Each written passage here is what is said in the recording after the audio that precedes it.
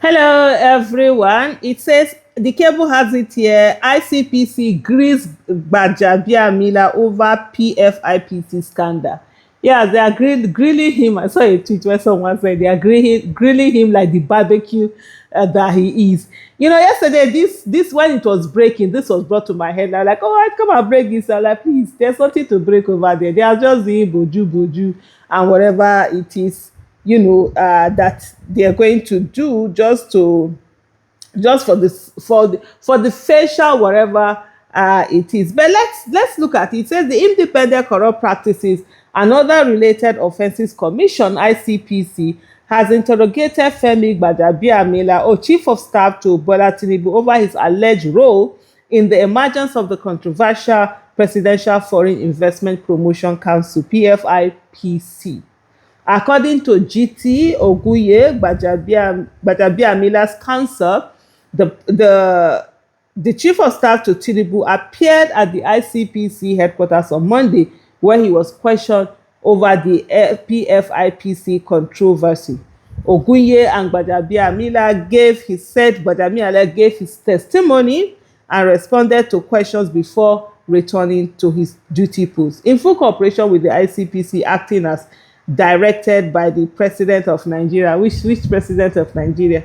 I hereby confirm that my client Femi Gbadabiamila, chief of staff to the president of Nigeria, responded to the invitation of the Independent Corrupt Practices Commission (ICPC) and appeared at about 1500 hours on Monday, July 20, 2026, as part of the ongoing investigation into the activities of the PFIPC fake agency, among others, Oguye said in a statement, which illegitimate president, you might say.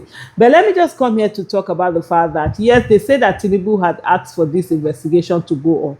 The same Tinubu that asked for the investigation to go on is the same Tinubu that said that he has confidence in his chief of staff. So how are you having confidence in your chief of staff and you're telling agencies to go and do an investigation? Definitely, you've already told them the end result of the investigation. How are they going to go and dare, especially someone like Tinubu that is known to be vindictive and he can go after anything and anyone? Who is that person that is going to dare go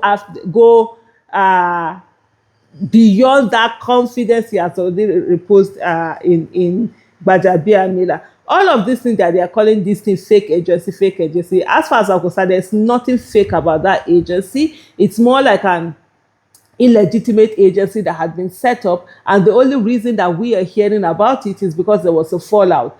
And for me, the most important thing also that agencies should be looking at are looking at the likes of EFCC. That, EFCC is always blind when it sees real agency, but when it comes to going after people to say, oh, people are doing naira mutilation, kiniko and whatever, that's when you see EFCC jumping up and down like excited Christmas goat that is seeing things being bought in the house and music playing, forgetting that they will soon also be on that particular table. We once saw an EFCC chairman, that had to spend how many months, incarcerated after, I think that was Bauer, after he left office. So most of these people here that are abusing the seats that are in, doing all manner of things, forget that tomorrow they can also become,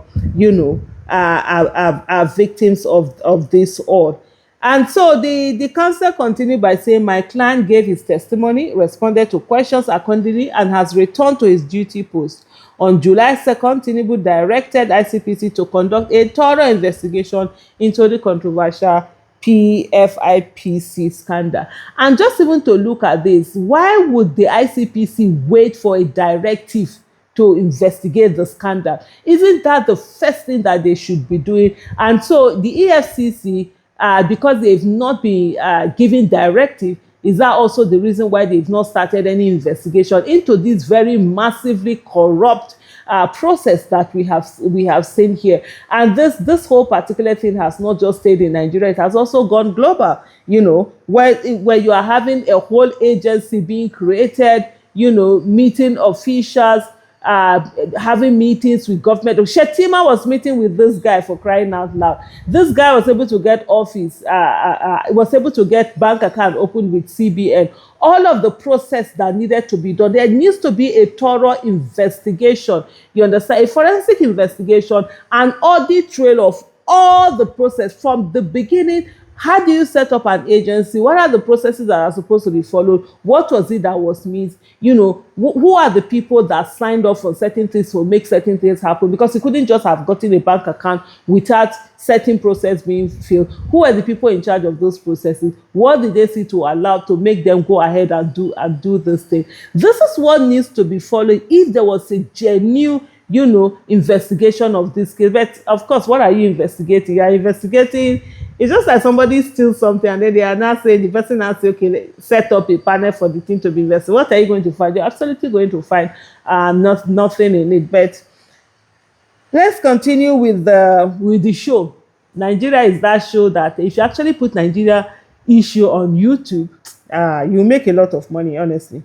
Bayo Onanuga, the presidential spokesperson, indeed said Tinubu asked the ICPC to conclude the investigation and submit a comprehensive report to him within 30 days. In June, the presidency distanced itself from the PFIPC, insisting that it does not exist under the current administration. Yet, it found its way into budget. It does not exist, though, but the administration itself did a budget, put this agency they say did not exist, allocated money to it. The money was paid to it. They employed over 300 people and 10 directors. Yet the administration is not aware. What is the administration aware of? But even the administration itself is fake. So what else do we expect from a fake government? It will definitely be bringing fake agencies and what have you.